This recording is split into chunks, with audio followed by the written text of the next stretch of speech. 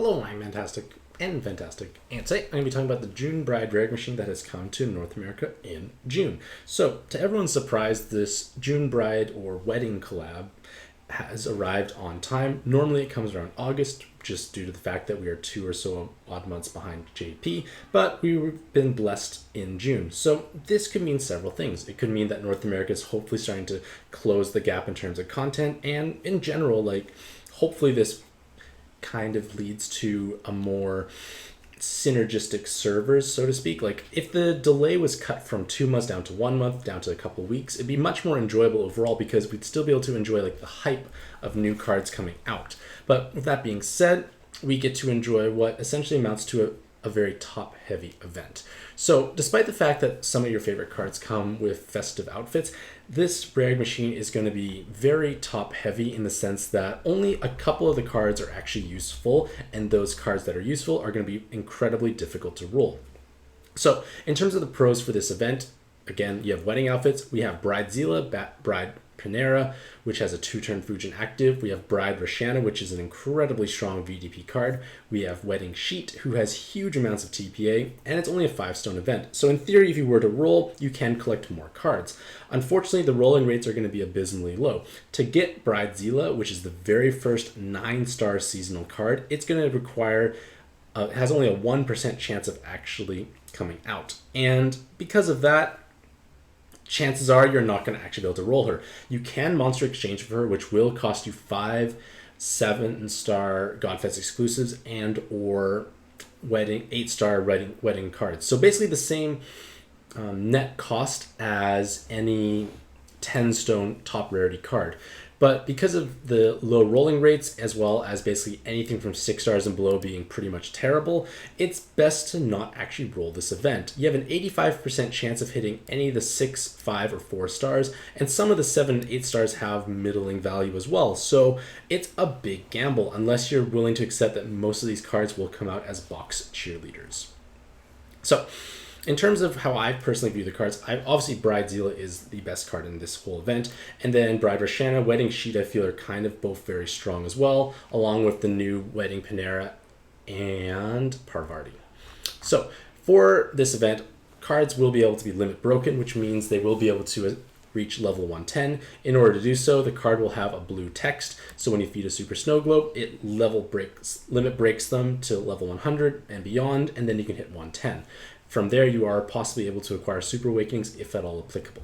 So the Monster Exchange system has definitely eliminated many of the needs to actually roll in bad events. So this event is poorly designed from a bottom rarity point of view. And for at least myself, I only want to roll in events when the bottom rarity cards have value, because those are the ones I'm going to be hitting the vast majority of the time. So if they don't provide much value for myself, it is best to actually monster exchange if those are cards you actually can truly take advantage of.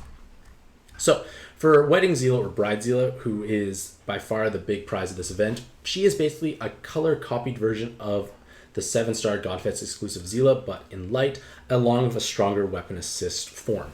So she has triple 7 combo, follow-up attack, and she can gain VDP Super Awakening. So you basically have a sub that does basically everything. She has high damage, she has follow-up attack, she has the VDP, as well as the fact that her active skill creates a board of only light and hard orbs after unlocking them, and +2 combo count. So that means you can replicate the success of utilizing that what Zilla has done for VDP plus Super Follow-up Attack Awakening by inheriting a Super Follow-up Attack somewhere, which can be done through her weapon assist.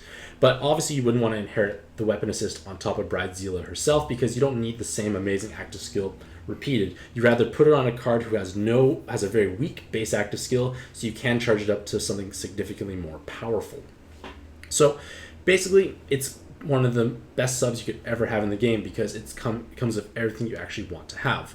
In terms of leader skill potential, they have reasonable multipliers all around, but they have to make 2+ light combos, which may or may not always be possible. Like, yes, using things like Wedding as Shamali to give you light Skyfalls or Wedding Sheet can help, but in all honesty, it's much better to use her as a sub on things like Edward, Dark Karen, or Gautama. Like, there are many places to actually utilize her. So the main drawbacks is that she is going to be a 1% rolling rate and have a higher than normal monster exchange requirements, but again, if you are fortunate enough to acquire her, she's going to be doing magical things for you.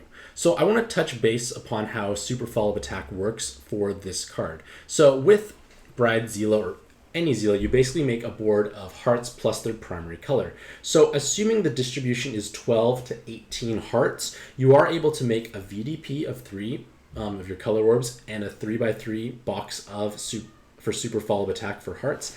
And the 2 of those, and you can stack the combos elsewhere, will provide you with 5 or 6 or 7 combos. But as long as you hit at least 5 combos, the +2 from the active will hit 7, which means any 7 combo card with VDP will be dealing significantly more damage. And that's one of the reasons why Zilla has become so strong for wood-based teams and why wood teams are so dominant right now, because you have a sub that can basically achieve VDP and follow-up attacking, so to speak, through super follow-up attack. Basically, you can avoid void spawns and resolve spawns at the same time, because right now the challenging spawns, basically to make a spawn challenging, they just throw all the obnoxious mechanics together at once. So basically we always see void and follow and resolve at the same time. So by being able to counter both of those at the same time and having a high combo count due to the plus combo nature of the active skill means you can overcome it with much greater ease. You're able to utilize basically a wide variety of leader compositions because you're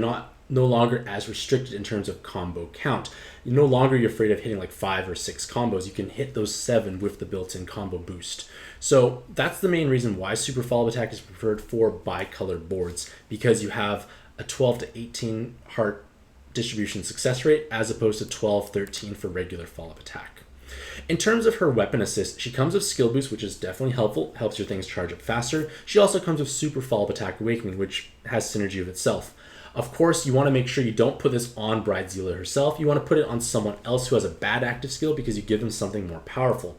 Now, in terms of super follow-up attack awakening weapon assists, Yo is the stronger one from a general point of view because they provide 20% resistance to jammer, poison, and blind, as well as super follow-up attack. Bridezilla gives you an active skill that is incredibly strong for light-based teams, so it's a bit more restricted in what you can use for it, and maybe a little harder to possibly work into your team if you're having issues hitting sufficient levels of resistance for those various mechanics. But again, if you can incorporate it and it's a light-based team, you have a much stronger active skill overall. So is she worth monster exchanging for? So she will be primarily used as a sub, and of course if you are able to have her on your team will be able to possibly clear more content than it could before. With that being said, there is a chance or likelihood that you already have a team that can clear all content currently available, and acquiring Bridezilla will make that easier, but it's not going to necessarily make it so you clear more content. And that's kind of the big issue, because this is quite a high cost to actually trade for and acquire. Of course, you are somewhat kind of future-proofing yourself against future, like more challenging content where you need better and better teams. But again, that is a high cost, and who knows, maybe something later down the line will come out that's going to be just as strong or stronger, possibly easier to acquire, or has better synergy. Like, just trading for the sake of trading is not necessarily the best idea, along with the fact that you should never nuke your monster box for any particular card, because leaving big holes in your monster box means you're not going to be able to clear as much content possibly at the same time. So regardless of whether or not you can truly capitalize on her, if you are going to be nuking your monster box, I would strongly caution against doing so. And now the cards start, we now go back to the regular cards in the sense that none of these are going to have like the 1% rolling rate and or be as powerful. So Bride Shamali has 7 light orb enhances, which provides us an incredibly high amount of passive damage to basically every card in your team, as well as a double orb changer that produces lots of light orbs and a 4-turn light skyfall, along with removing hazards. The problem with this is you remove hard orbs, so you can't follow-up attack or super follow-up attack. It may be a little harder to justify utilizing her as a sub because she offers nothing but damage. She's all about damage. There's no utility because she has no like follow-up attack, she has no bind clearing, she has no VDP, she has no defensive abilities whatsoever. She takes away your ability to heal, and at this point in time we probably do more than enough damage to actually one-shot most things, I would say, at this point in time. So it may be harder to fit her in terms of teams that will need to play through longer or harder content. But for shorter things where the Skyfall buff will be lasting for a much longer time proportionally, and for things that you basically just use active skills to clear through quickly, it can be valuable for sure. But in my opinion, I just feel like the fact that she brings nothing but damage to a team definitely holds her back.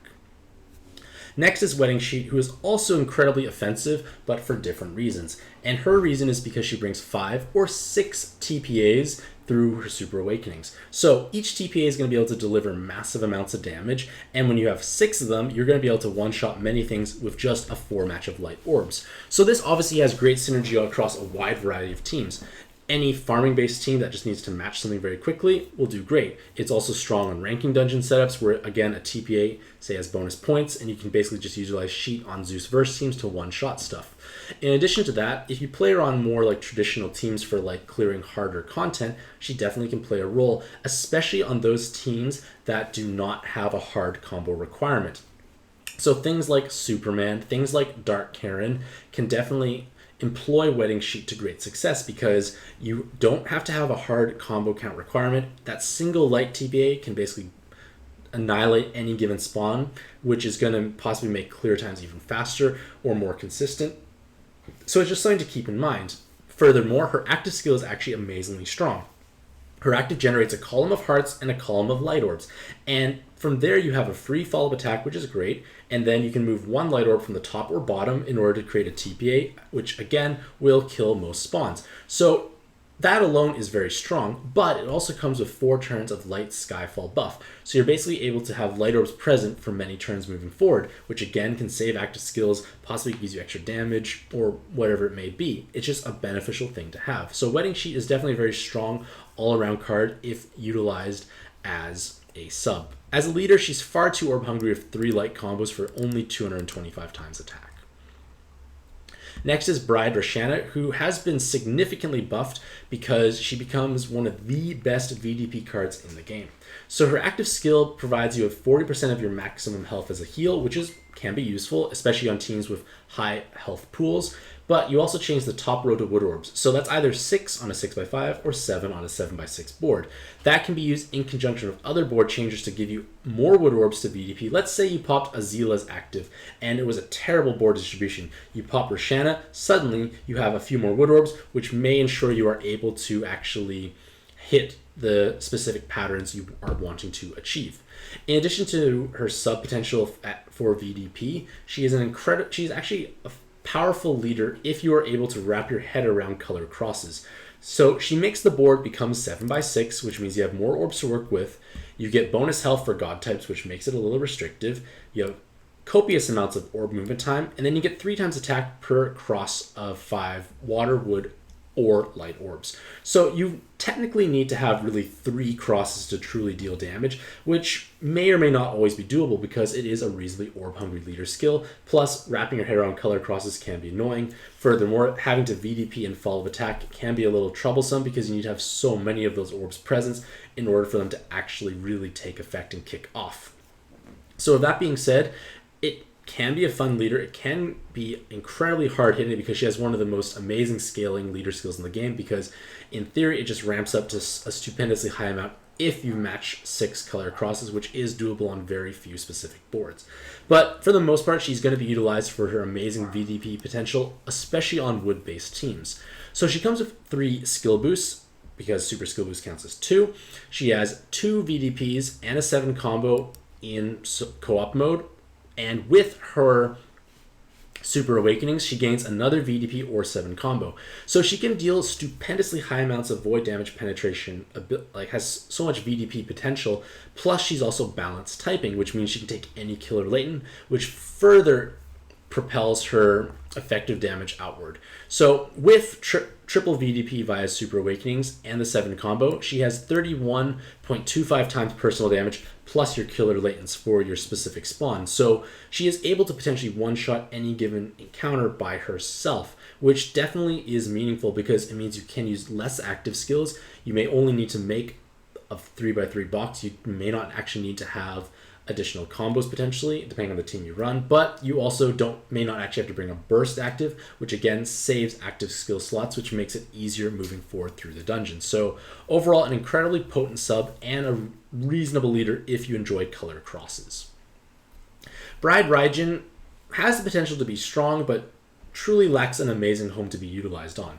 They have pretty high output as a rainbow sub. They have 2 to 3 TPAs or double 7 combo with Super Awakenings, and they also come with Fall of Attack. So they have a nice level of utility. They have the ability to unlock orbs and provide you with a full rainbow board, but you cancel out Skyfalls for 1 turn. So basically it's like the Rare Machine equivalent, but with 1 turn less cooldown because of the no Skyfall clause.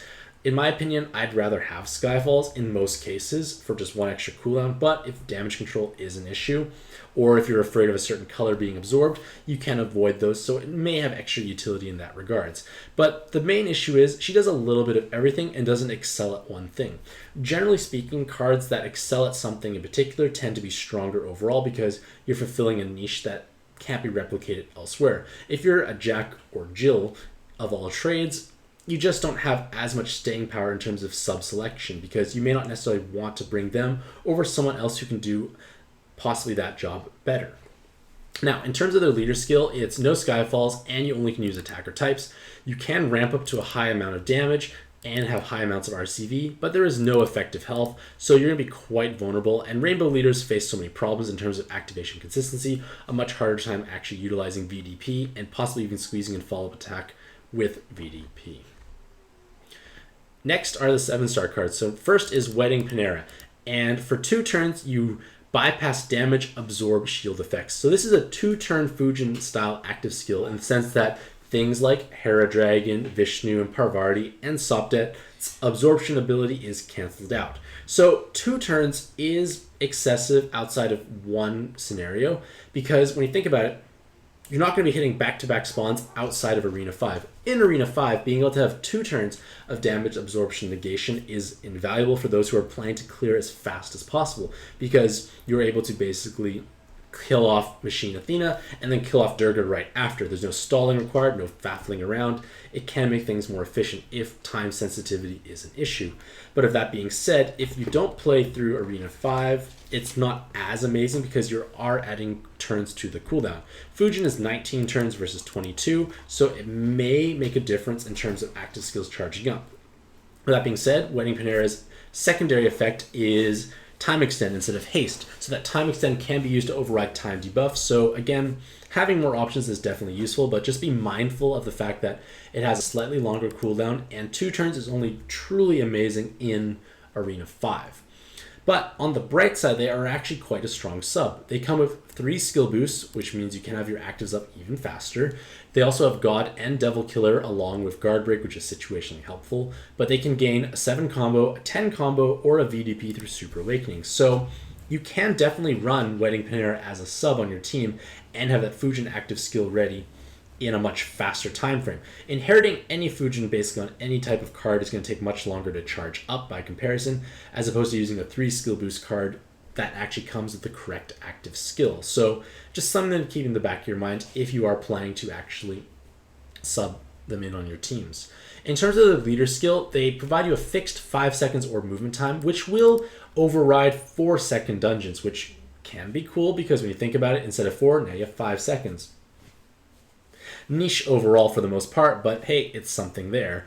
And then they also have high multipliers, but the problem is you are a balanced type leader, you have a low amount of orb movement time, and you are a rainbow leader. So you've got lots of hurdles to try and overcome that probably will make it so she's not worth running as a leader because it just takes so much more effort to achieve something that can be done through many other means. Of course, that being said, some players may enjoy the challenge or may find it exciting to do so, and she definitely could clear content. But again, kind of like Razor, it's a little redundant having 2 cards with 2 turns of Fujin-style active skills as leaders because they become somewhat redundant, especially at that point in time.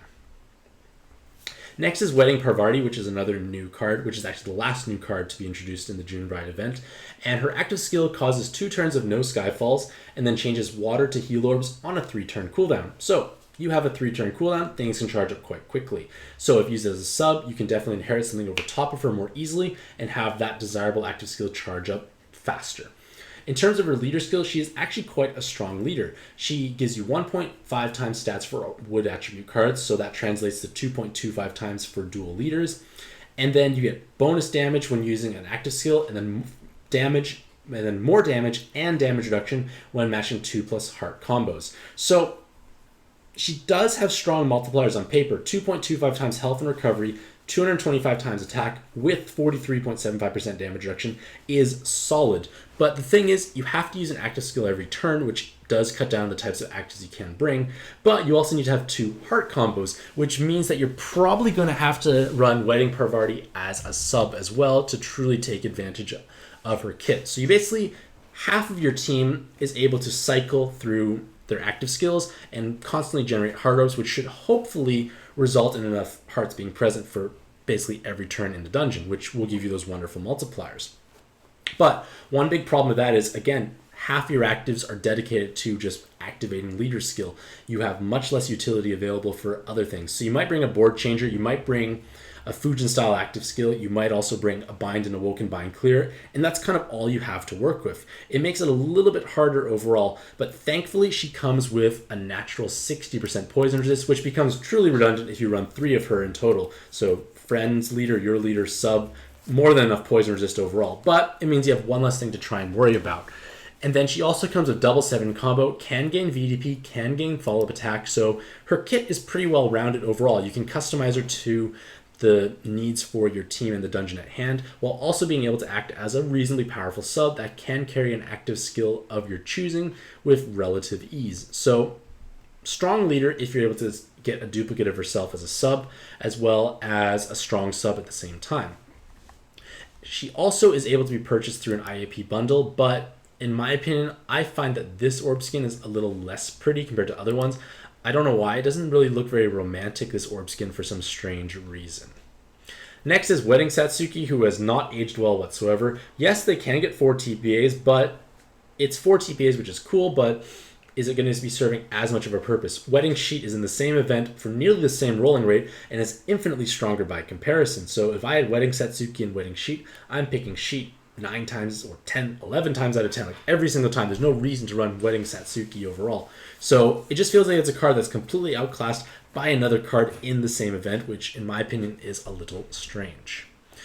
Next is Wedding Persephone for another 7-star, and she's able to create a color attribute absorb void. So basically you cancel out color absorbs. So things like Machine Goemon, Machine Hera, their color absorbs get canceled out, which can be good for certain farming purposes.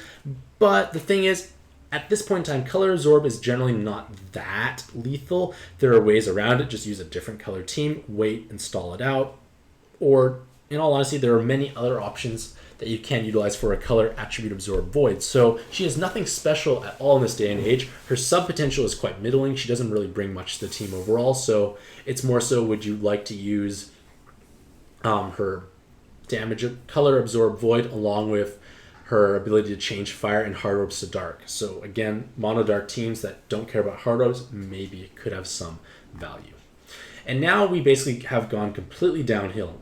All the 6, 5, and 4-star cards have small to insignificant amounts of value, and they make up 85% of this event. So just be aware that rolling these cards will possibly just be box cheerleaders. So I'm going to go through them quickly, but again, they don't offer very much.